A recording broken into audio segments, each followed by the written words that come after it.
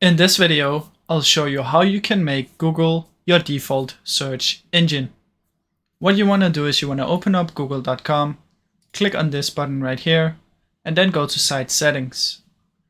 After that, you want to press on Search Engine, and in here you should be able to see the ones you have. Now if you click Change right here, you can choose which one you want. Select Google, set as default, and then head over to Default Browser. And in here you should be able to see which one you have as your default browser.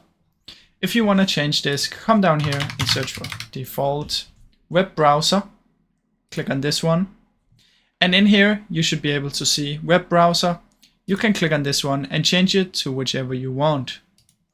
Now, if you have Windows 11, I think the Google Chrome browser will already be in here instead of going in here. But you can simply search for the default apps and you can change it in here.